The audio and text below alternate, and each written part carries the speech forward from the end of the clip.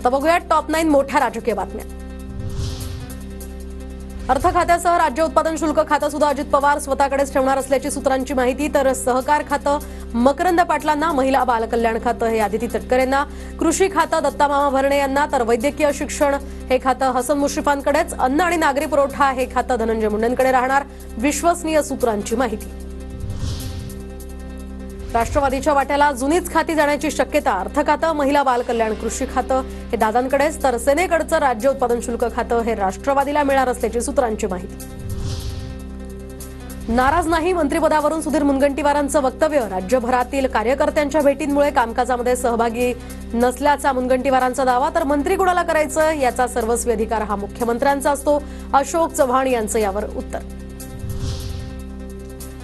माझ्या चेहऱ्यावर तुम्हाला नाराजी दिसतेय का? मंत्रिपदावरील प्रश्नावर गोपीचंद पडळकरांची ही प्रतिक्रिया। मंत्रिपद न मिळालेल्यांची रडारड सुरूच, भुजबळ त्यांची लढाई लढतील। सध्याची स्थिती पाहता शिंदे आणि अजित पवारांचे पक्ष राहतील की नाही हे माहीत नाही, संजय राऊतांकडून शंका व्यक्त। याला भेट त्याला भेट, दुसऱ्या दिवशी घरी थेट। फडणवीसांच्या भेटीवरून शिंदेंचा उद्धव ठाकरेंना टोला, तर आम्हाला संपवण्याची भाषा करणाऱ्यांमध्ये आता आमूलाग्र बदल झाल्याची टीका।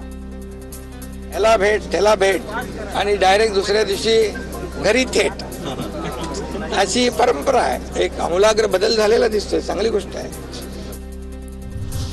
राम शिंदे यांनी विधान परिषदेच्या सभापती पदासाठी भरला अर्ज। फडणवीसांच्या उपस्थितीमध्ये अर्ज भरल्याची माहिती। उद्या या संदर्भातली निवडणूक होणार।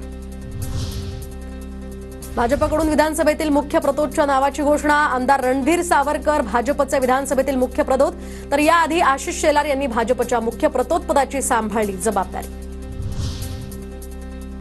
राष्ट्रवादीच्या मुख्य प्रतोदपदी चेतन तुपेंची निवड होणार। शेखर निकम यांची प्रतोदपदी निवड लवकरच घोषणा होणार। यापूर्वी अनिल पाटील यांच्याकडे मुख्य प्रतोदपदाची होती जबाबदारी।